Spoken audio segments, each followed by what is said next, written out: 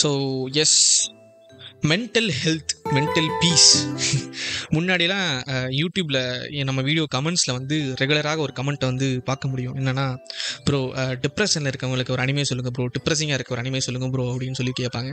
இன்ஸ்டாகிராம்லேயும் வந்துட்டு மெசேஜ் வரும், ப்ரோ டிப்ரெஸிங்காக இருக்குது ப்ரோ அப்படின்னா, என்ன ப்ரோ பண்ணுறது அப்படின்னா, அதுக்கு தான் அனிமே சொல்லுங்கள் ப்ரோ அப்படின்னா, சரி ஓகேன்னு சொல்லி லிஸ்ட் பண்ணி கொடுக்குறது உண்டு. ஸோ அப்படி எனக்கும் வந்து காலங்காலமாக பல ஃபேஸஸ் இருந்துக்கிட்டும் இருக்குது.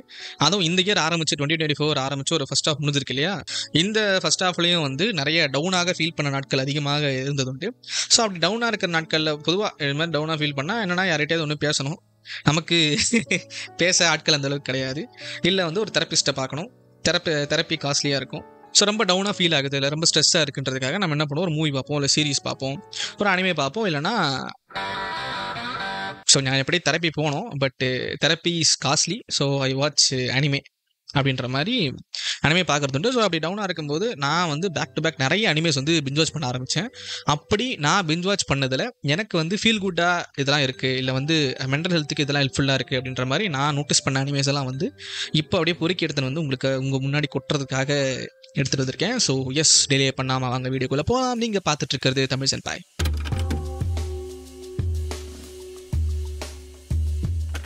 ஸோ மென்டல் ஹெல்த்துக்காக நம்ம பார்க்க போகிற ஃபஸ்ட்டு அனிமே என்னன்னா வந்து சில்வர் ஸ்பூன். ஸோ ஹாச்சிகன்ற ஹைஸ்கூல் ஸ்டூடெண்ட் என்ன பண்ணுறான்னா, தான் படிக்கிற ஸ்கூல்லேருந்து ஒரு ரூரல் ஏரியாவில் இருக்கிற ஒரு அக்ரிகல்ச்சரல் ஸ்கூலில் வந்து போய் ஜாயின் பண்ணுறான். போர்டிங் ஸ்கூல்லாகவே போய் ஜாயின் பண்ணிக்கிறான். அங்கேயே நான் தங்கி படிச்சுக்கிறேன் அப்படின்னு சொல்லி ஒரு அக்ரிகல்ச்சரல் ஸ்கூலில் போய் ஜாயின் பண்ணிக்கிறேன். ஏன் ஒரு அர்பன் லைஃப்லேருந்து ஒரு ரூரல் லைஃப்க்கு ஷிஃப்ட் ஆகி ஒரு அக்ரிகல்ச்சர் ஸ்கூலில் போர்டிங்கில் போய் ஏன் படிக்கணும்? இவன் ஆல்ரெடி படித்த ஹைஸ்கூலில் இவன் மேலே இருக்கிற எக்ஸ்பெக்டேஷன் ரொம்ப அதிகமாக இருக்கும். ஏன்னா இவனோட அண்ணன் நல்லா படித்து ஸ்கோர் பண்ணி ஒரு பெரிய யூனிவர்சிட்டியில் செலக்ட் ஆகி அங்கே போய் படிச்சிருந்திருப்பான். அதனால் இவனோட அப்பா அம்மாவுக்கு இவன் மேலே வந்து எக்ஸ்பெக்டேஷன் ரொம்ப அதிகமாக இருக்கும். அந்த ப்ரெஷரை, அந்த எக்ஸ்பெக்டேஷன்ஸை இவனால் ஹேண்டில் பண்ண முடியாது.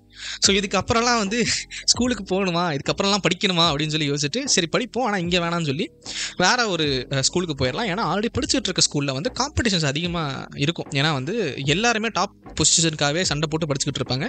ஸோ இங்கே வேணால் வேற எங்கேயாவது படிப்போம்னு சொல்லி ஒரு அக்ரிகல்ச்சர் ஸ்கூலை சூஸ் பண்ணிட்டு, சரி இங்கெல்லாம் யார் டாப் பொசிஷனுக்கு படித்தா படிக்க போகிறா, நம்ம படித்து ஈஸியாக எடுத்துடலாம்னு நினச்சிட்டு போவான். ஆனால் இவன் நினச்சிட்டு போனது ஒன்று, அங்கே நடந்தது ஒன்று. அங்கே வந்து தியரி பேப்பர்லாம் இருக்கும், அக்ரிகல்ச்சரை பற்றி தியரியெல்லாம் படித்து எக்ஸாம் வைப்பாங்க. ஆனால் அது அளவு மட்டும்தான் இருக்கும். அக்ரிகல்ச்சர் ஸ்கூல்ன்றதுனால சேத்துல இறங்கி வேலை செய்யடா, போய் விவசாயம் பண்ணுறா, டிராக்டர் ஓட்டுறான்னு சொல்லி அவனை இறக்கி விட்டுருவாங்க. ஸோ ப்ராப்பராக அக்ரிகல்ச்சர் பண்ணுறதுக்கு என்னெல்லாம் தேவையோ அதெல்லாம் இவன் வந்து நிலத்தில் இறங்கி கற்றுக்க வேண்டிய சூழ்நிலையில் இருப்பான். ஸோ அக்ரிகல்ச்சரு, டிராக்டர் ஓட்டுறது, அப்புறம் லைஃப் ஸ்டாக், இந்த ஆடு மாடு கோழி இதெல்லாம் வந்து பார்த்துக்கிறது, அப்புறம் ஒரு ஹார்ஸ் பாண்ட், அந்த குதிரையெல்லாம் பார்த்துக்கூடிய ஒரு இதில் இருக்கும் இல்லையா, அந்த இடம் அப்படின்ற மாதிரி இயற்கை வாழ்க்கைக்கு தேவையான எல்லா விஷயங்களையும் வந்து கற்றுக்கொன்ற மாதிரி இறக்கி விட்டுருவாங்க. ஸோ இவன் நினச்சது ஒன்று நடந்தது ஒன்று மாதிரி இருக்கும்.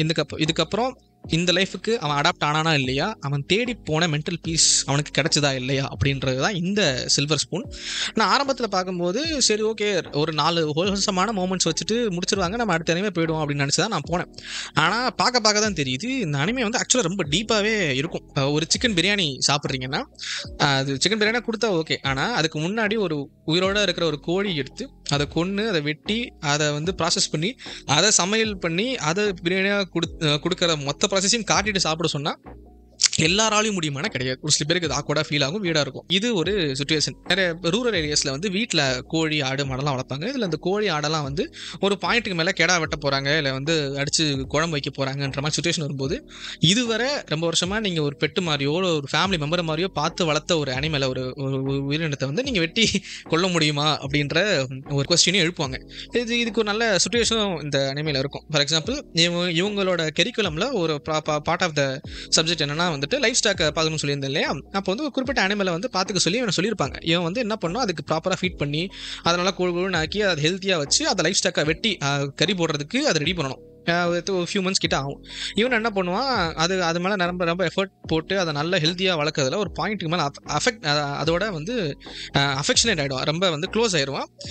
ஸ்டாஃப் ஆரம்பத்தில் சொல்லியிருப்பாங்க, ரொம்ப க்ளோஸ் ஆகாது, அதெல்லாம் வெட்டி கறி போட போகிறோம், இதோட க்ளோஸ் ஆகி தொலைச்சிடாது அப்படின்வாங்க.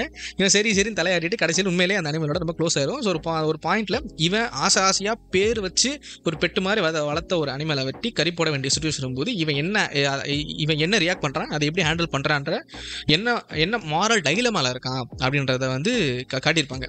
அந்த கேரக்டர்ஸுமே ரொம்ப நல்லா இருக்கும். இந்த மெயின் கேரக்டர் பார்த்தீங்கன்னா யூஸ்வலாக ஹை ஸ்கூல் அனிமேஸில் வர மாதிரி ஒரு ஸ்மார்ட்டான எம்ஜி கிடையாது. இவனுக்கு எந்த சூப்பர் பவர்ஸும் கிடையாது. இவன் பார்க்குற என்னையே உங்களை மாதிரி இருக்கிற ஜஸ்ட் ஒரு நார்மல் ஆவரேஜ் ஜோ, அவ்வளோதான். நம்மள ஒருத்த மாதிரி தான் அவனும் இருப்பான். அண்ட் மற்ற கேரக்டர்ஸுமே ரொம்ப இன்ட்ரெஸ்டிங்காக இருக்கும்.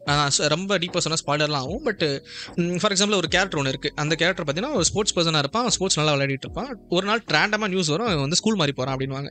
ஏன் ஸ்கூல் மாதிரி போகிறான்னு ஹீரோ ஓடி போய் அங்கே போய் பார்த்தான்னா அப்போ ரிவீல் ஆகும் அவனோட ஃபேமிலி பிஸ்னஸ் வந்து லாஸ் ஆகிட்டு இருக்கும்.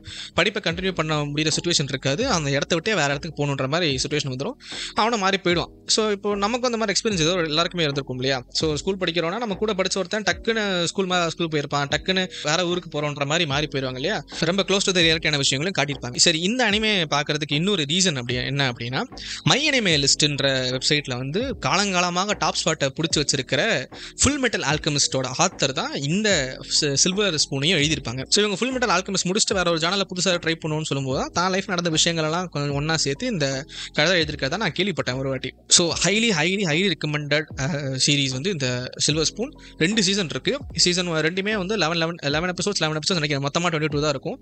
மாங்கா இந்த அணையை முடிஞ்சதுக்கப்புறம் மாங்கால கண்டினியூ ஆகுது. நீங்கள் அதுவும் ட்ரை பண்ணி பார்க்கலாம். ஸோ நிறைய பேர் பார்த்துருப்பீங்க அப்படின்னு சொல்லி நினைக்கிறேன். March comes in like a lion. இந்த ஆன்சைட்டி, இந்த டிப்ரெஷன்ற ஒரு கான்செப்ட் இருக்கு இல்லையா, இதை வந்து ரொம்ப ஆக்யூரேட்டாக போர்ட்ரே பண்ண அனிமேனா நான் பார்த்த வரைக்கும் March comes in like a lion தான். ஒரு டிப்ரெஸ் பர்சன் எப்படி பிஹேவ் பண்ணுவான், ஒரு டிப்ரெஸ் பர்சன் அவனோட பேச்சு எப்படி இருக்கும், அவனோட நடமாட்டங்கள்லாம் எப்படி இருக்கும், மற்றவனோட ரிலேஷன்ஷிப் எப்படி இருக்கும், எதனால் பயப்படுவான், எதெல்லாம் வேணாம் அவாய்ட் பண்ணுவான்ற மாதிரி எல்லா விஷயத்தையும் அவ்வளோ அக்யூரேட்டாக காட்டியிருப்பாங்க. எப்படி பண்ணாங்கன்னு தெரியல. இந்த சைக்கியாட்ரிஸ்ட் கிட்ட பேசி எத்தனை பேஷண்ட்லாம் பார்த்து இந்த ஆத்திரத்தை எழுதுனாங்கன்னு தெரியல. அவ்வளோ சூப்பராக போர்ட்ரே பண்ணியிருப்பாங்க. அண்ட் டிப்ரெஷன்னா இவன் டிப்ரெஷன் இருக்கான்றதை மட்டும் காட்டாமல் ஹோப்பாக பல விஷயங்களும் வந்து அது எப்படி இவனை மாற்றுதுன்றதையும் ஃபோக்கஸ் பண்ணியிருப்பாங்க. ஸோ ரே அப்படின்னு சொல்லி ஒரு ஷோகி பிளேயர் இருக்கான். இவன் வந்து உலகத்திலே இருக்கிற டாப் ஷோகி பிளேயர்ஸில் one of the elite player. இவன் ஸ்டில் டாப் பொசிஷனில், பட் ஒரு டாப் பிளேயர்ஸில் இவனு ஒருத்தனா இருப்பான். மிடில் ஸ்கூல் படிச்சுக்கிட்டு இருக்க ரேக்கு வந்து வேர்ல்ட்ஸ் டாப் பிளேயராக அந்த பொசிஷனுக்கு போகணுன்ற ஆசையில் தான் அந்த கதை போயிட்டே இருக்கும். ரேக்கு வந்து அப்பா அம்மா கிடையாது, ஒரு ஆக்சிடென்ட்ல இறந்து போயிடுறாங்க. ஸோ அவங்க அப்பாவோட ஃப்ரெண்டு ஒருத்தர் இவனை அடாப்ட் பண்ணி தன்னோட பையன் மேலே வளர்க்குறாரு.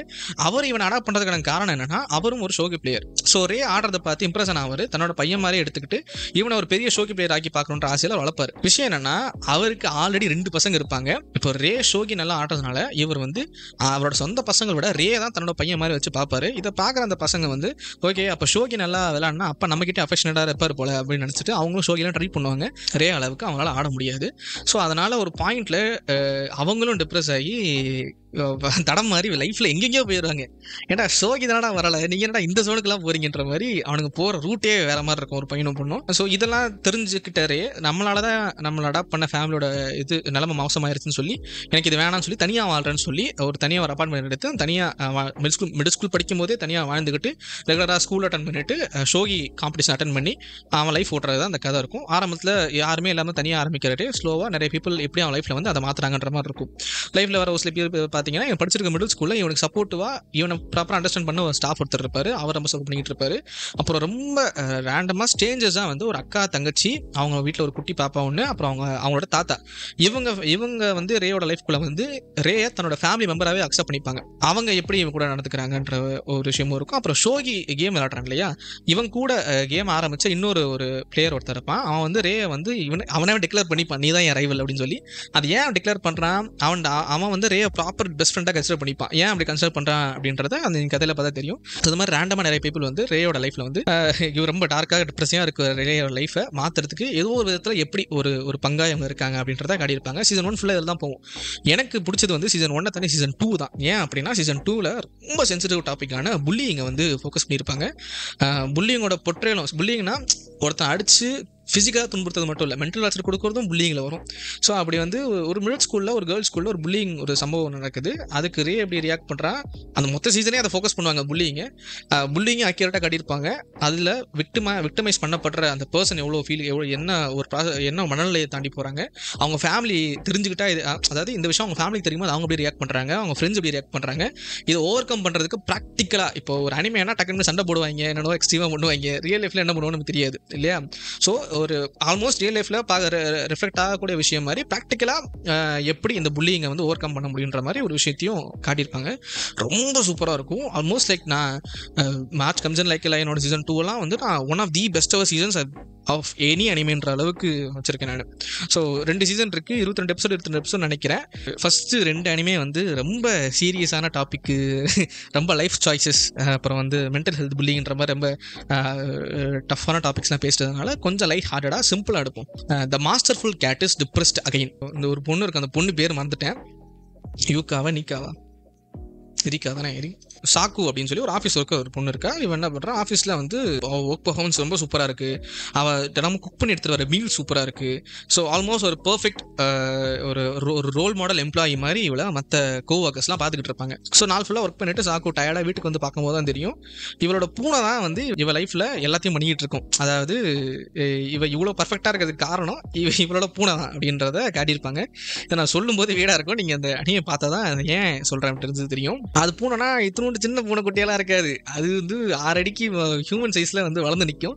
எப்படி வளர்ந்துட்டு இருக்கிறதுக்கான ரீசனையும் நீங்கள் அணியை பார்த்தா புரிஞ்சுக்க தான் முடியும். ஓப்பனாக சொல்ல மாட்டாங்க, ஏன்னா இந்த மனிஃபெஸ்டேஷன் சொல்லி ஒரு விஷயம் சொல்லுவாங்க. என்னென்னா ஒரு சில பேர் இருக்காங்க, ஒரு விஷயம் வேணும்னா அதுக்கான எஃபர்ட்டை போடாமல் வேணும் நினச்சிக்கிட்டே இருந்தால் வந்துடும்ன்ற மாதிரி, நான் நம்பானியா வேணும் நினச்சிக்கிட்டே. இந்த மாதிரி வந்து இந்த பூனை என்ன பண்ணியிருக்கும், பூனையை காப்பாற்றினதுனால ஒரு நன்றி கடனா அந்த பூனை வந்து அந்த பொண்ணுக்கு ஹெல்ப் பண்ண முயற்சி பண்ணும். ஆனால் ரொம்ப குட்டியாக இருக்கிறனால அதை எந்த ஹெல்ப்பும் அதால் பண்ண முடியாது. அது என்ன பண்ணோம், சரி இப்போ இவளுக்கு ஹெல்ப் பண்ணுறதுக்கு இந்த சைஸ் பத்தலையேன்னு சொல்லி அது யோசிச்சுக்கிட்டே இருக்கும்போது அதை யோசிச்சு மேனிஃபெஸ்ட் பண்ணி அந்த பூனை சைஸையே பெருசாகிட்டு இருக்கும். இதை நான் சொல்ல அகைன் வீடாக இருக்கும், நீங்கள் அனிமே பாருங்கள் உங்களுக்கு அது புரியும். ஸோ அப்படியே மேனிஃபெஸ்ட் பண்ணி அதோட உருவத்தை மாற்றிக்கிட்டு இந்த பூனை என்ன பண்ணுவோம், சமையல் கற்றுக்கும், அப்புறம் வந்து துணி துவைக்க கற்றுக்கும், துணி தைக்கும், அப்புறம் ஹோம் மேனேஜ்மெண்ட்டு, அப்புறம் வந்து கடைக்கு போயிட்டு க்ரோசரிஸ் மளிகை சாமான் வாங்குறது, அப்புறம் வந்து வீட்டு ஃபினான்ஸை பார்க்குறதுன்னு சொல்லி ஒரு பர்ஃபெக்ட் பட்லராகவோ ஒரு ஹோம் மேக்கர் மாதிரி அந்த பூனை மாறிடும். ஸோ இந்த யூச்சின்ற பூனை வீட்டு சைட்லேருந்து எல்லாத்தையும் பார்த்துட்டு சாக்குவோட லைஃப்பை வந்து எப்படி மாற்றுச்சு. ஒரு சின்ன பூனை வந்து சாக்கோட லைஃப்பை டோட்டல் எப்படி மாற்றிருக்கு. அண்டு இந்த பூனை இவ்வளோ எஃபர்ட் போட்டு இவ்வளோ வேலைகள் பார்க்குறதுக்கு சாக்கு வந்து அந்த பூனைக்கு ஆக்சுவலாக என்ன பண்ணா அப்படின்றத இந்த சீரீஸில் நீங்கள் பார்க்கலாம். அனிமேஷன் இதில் கதைன்னு பெருசாக எதுவுமே இல்லை, அவங்க டே டு டே லைஃப்பை தான் ஸ்லைஸ் ஆஃப் லைஃப் மாதிரி காட்டிக்கிட்டே இருப்பாங்க. ஆனால் அது ரொம்ப தெரப்பியூட்டிக்காக இருக்கும். நல்ல ஞாபகம் இருக்குது, நான்லாம் இது அதாவது ஃபஸ்ட்டு 2 எபிசோடு எனக்கு தெரிஞ்சு போச்சு, ரொம்ப சூப்பராக இருக்குது. பிஞ்ச் வாட்ச் பண்ணி இப்போயே பார்த்துட்டோம்னா அப்புறம் ஃபீல் பண்ணுவோம். அதனால் ரொம்ப கஷ்டப்பட்டு என்னென்னே ஃபோர்ஸ் பண்ணி ஒரு நாளைக்கு ஒரு எபிசோடு இல்லை 2 எபிசோடுன்னு சொல்லி ஒரு வாரம் ஃபுல்லாக உட்காந்து கேப் விட்டு பார்த்த அனிமே. அண்ட் இப்போவுமே ரொம்ப டவுனாக இருந்தால் டக்குன்னு ரீவாச் பண்ணக்கூடிய ஒரு அனிமேனா வந்து இந்த masterful cat is depressed again தான். நீங்கள் கண்டிப்பாக ட்ரை பண்ணி பாருங்கள். உங்களுக்கு பூனை எல்லாம் பிடிக்கும் அப்படின்னா இந்த அனிமே உங்களுக்கு கண்டிப்பாக ரொம்ப பிடிக்கும். எனக்கு என்ன ஒரு டவுட்னா, இந்த டைட்டில், இந்த அனிமேயோட டைட்டில் வந்து the masterful cat is depressed again. இந்த கரையில் அந்த கேட் டிப்ரெஸே ஆகாது, எந்த இடத்துலையும் டிப்ரெஸ் ஆகாது, அது கெத்து பண்ணிக்கிட்டு இருக்கும். அது வந்து இந்த சீரீஸில் கெத்து பண்ணிக்கிட்டு இருக்கும். எதுக்கு இந்த டிப்ரெஷன் டைட்டில் வச்சாங்கன்னே எனக்கு தெரியல. ஸோ அடுத்து பார்க்க போகிற ஒரு ஃபீல் குட் அனிமே என்ன அப்படின்னா வந்துட்டு, இது நிறைய பேர் மீமில் நிறையா பார்த்துருப்பீங்க, உமாரு சான் அப்படின்னு சொல்லி ஒரு அனிமே இருக்குது. இப்போ உமாரு சான் சொல்லி ஒரு ஹைஸ்கூல் பொண்ணு இருக்கா. இவன் வந்து பார்க்கவும் அழகாக இருப்பா, சூப்பராக படிப்பா, அத்லெட்டிக்காகவும் இருப்பா, ஆல்மோஸ்ட் ஒரு பர்ஃபெக்ட் ஹைஸ்கூலர் அப்படின்ற மாதிரி சுற்றிக்கிட்டு இருப்பா. இவன் இதெல்லாம் முடிச்சுட்டு வீட்டுக்கு போய் பார்த்தா தான் தெரியும், டக்குன்னு உருவமே மாறிடும். நல்லா இது வரைக்கும் பார்த்த ஒரு ஐடியல் உமன்லேருந்து உருவம் மாறி ஒரு குழந்தை சைஸ்க்கு மாறிட்டு டக்குன்னு ஒரு பீனி ட்ரெஸ்ஸை போட்டுக்கிட்டு இந்த பொட்டேட்டோ சிப்ஸு கோலா எடுத்துகிட்டு வீடியோ கேம் விளையாடுறதும் அனிமே பார்க்குறதுக்கும் போய் உட்காந்துருவா. ஸோ இதுதான் உமாரு சானோட உண்மை முகம் அப்படின்றது நமக்கு அப்புறம் தான் தெரியும். ஸோ இவ்வளோ இம்பர்ஃபெக்டாக இருக்கிற உமாரோட லைஃப் எப்படி ரன் ஆகிட்டு இருக்கு அப்படின்னா, இவளுக்கு ரன் இருப்பான் ரேஹேன்னு சொல்லி, அவன் வந்து ப்ராப்பராக ஒர்க் போய் வீட்டில் இருக்க ஃபினான்ஸ் பார்க்குறது, உமார் என்ன பார்த்துக்கிறதுன்னு சொல்லி எல்லாமே அவன் தான் பார்த்துப்பான். அவனுக்கு மட்டும் தான் என்னோட உண்மை முகமும் தெரியும், இவன் எந்த அளவுக்கு ரோஸ் பண்ணிக்கிட்டு இருப்பா அப்படின்றது யாருக்கும் தெரியாது. இப்படி Umaru chan day to day லைஃப்பில் அவன் ஆசைப்பட்ட மாதிரி வீடியோ கேம்ஸ் ஆடிக்கிட்டு ஸ்நாக்ஸ் சாப்பிட்டுக்கிட்டு லைஃப் என்ஜாய் பண்ணலாம் இல்லைன்றது அந்த சீரிஸ். இது ஏன் ஃபீல் குட்டாக இருக்கும் அப்படின்னா, உமார் சானில் பொதுவாக இந்த சீரிஸ் ஆரம்பிச்சு ஸ்லோவாக நிறைய பேர் லைஃப்பில் இன்வால்வ் ஆகிருப்பாங்க. வீட்டுக்கீழே இருக்கிற ஒரு பொண்ணு, அப்புறம் வந்து அவள் கிளாஸ்மேட் ஒரு பொண்ணு, அப்புறம் இவளுக்கு வேற ஒரு விதமாக சம்மந்தமாகிற ஒரு பொண்ணுன்னு சொல்லி நிறைய பீப்புள் வந்து லைஃப்பில் இன்வால்வ் ஆக ஆரம்பிப்பாங்க. அது அவங்க ஸோ உமார் சான் தெரிஞ்சோ தெரியாமலையோ இவங்களோட லைஃப் எல்லாம் ஏதோ ஒரு விதத்தில் அஃபெக்ட் பண்ணிக்கிட்டு மாற்றிக்கிட்டே இருப்பாள். ஸோ அது வந்து ஒரு மாதிரி ஹோல்சமாக முடியும் ஒருத்தரோட லைஃப் எண்டுமே. ஏன்னா எல்லாரும் ஏதோ ஒரு இன்செக்யூரிட்டியாக இருப்பாங்க, எல்லாரும் ஏதோ ஒரு மனக்குழப்பத்தில் இருப்பாங்க. அதை வந்து உமார் சான் ஏதோ ஒரு விதத்தில் அவங்களுக்கு அதை சால்வ் பண்ணுறதுக்கு ஹெல்ப் பண்ணியிருப்பாள். ஸோ தனிமையிலேயே இந்த உமார் சானுக்கும் ஃப்ரெண்ட்ஸ் வந்து எப்படி மாறாடுறதா இந்த உமார் சான் சீரிஸ். இதுலேயும் பெருசாக கதெல்லாம் ஒன்றும் கிடையாது, ஆனால் பார்க்க ஹோல்சமாகவும் ஃபீல் குட்டாகவும் இருக்கும். நிறைய மீம் மெட்டீரியல் வந்து இதில் எடுத்திருக்காங்கன்றது எனக்கு அப்புறம் தான் தெரிஞ்சு. ஸோ ஃபன்னாக இருக்கிற எபிசோட் இதுவும் வந்து 2 சீசன். சர்ப்ரைசிங்லி இது வரைக்கும் நான் சொன்ன 4 அனிமையில் 3 அனிமே, மொதல் 2 அனிமே, அப்புறம் இது வந்து 4வது, இதுவுமே வந்து 2 சீசன் இருக்கிற அனிமேஸ். 12 எபிசோட்ஸ் இருக்கும். ட்ரை பண்ணி பாருங்க. ஃபைனலாக பார்க்க போகிற அனிமே என்னன்னா, என்ன ஆச்சுன்னா, நான் வந்து ரேண்டமாக எந்த ஒரு ப்ரிப்பரேஷனும் இல்லாமல் டக்குன்னு இந்த டாபிக் தோணுச்சுன்னு சொல்லி இனிஷியலாக ஒரு 5 அனிமே மைண்டில் வச்சுட்டு உட்காந்து பேச ஆரம்பித்தேன். நான் 4 அனிமே பேசுறதுக்குள்ளேயே 5வது அனிமே எனக்கு மறந்து போச்சு. இதுக்காக வந்து ஒரு அனிமே சூஸ் பண்ணி ஒரு அனிமே எடுத்து வச்சிருக்கேன். நான் அந்த அனிமே எனக்கு இன்னும் ஞாபகத்துக்கு வரல. ஸோ 5ஆவதாக பார்க்க போகிற அனிமே என்னன்னு பார்த்தீங்கன்னா கக்குஷி கோட்டோ. ஸோ கக்குஷி கோட்டோ என்ன கான்செப்ட்னா சிம்பிள். ஒரு மாங்கா ஆத்தர் ஒருத்தர் இருக்காரு. அவர் வந்து ரொம்ப ஃபேமஸான சக்ஸஸ்ஃபுல்லான ஒரு மாங்கா ஆத்தர். ஆனால் தான் ஒரு மாங்கா ஆர்டிஸ்ட்ன்றது, தான் வந்து என்ன மாதிரி மாங்கா வரைகிறோன்றது வந்து தன்னோட பொண்ணுக்கு தெரியக்கூடாது அப்படின்னு சொல்லி ரொம்ப கஷ்டப்படுவார். என்னோட ஒய்ஃப் இறந்துட்டாங்க. ஸோ இவர் மட்டும் தான் ஒரு சிங்கிள் ஃபாதராக வந்து குழந்தைய வளர்த்துக்கிட்டு இருக்காரு. வரையது என்னன்னு பார்த்தீங்கன்னா கொஞ்சம் எச்சி ஸ்டஃப் இருக்கிற, எச்சி கண்டென்ட் இருக்கிற மாங்காஸ். அண்ட் அதனால தான் ரொம்ப சக்ஸஸ்ஃபுல்லாக இருக்கும். ஸோ இது வந்து தன்னோட பொண்ணுக்கு தெரிஞ்சுட்டா பொண்ணுக்கு தான் மேலே இருக்கிற அந்த பின்பம், அந்த இமேஜ் வந்து உடஞ்சிருமோ அப்படின்னு சொல்லி ஒரு பயம் ஒன்று இருக்கும்.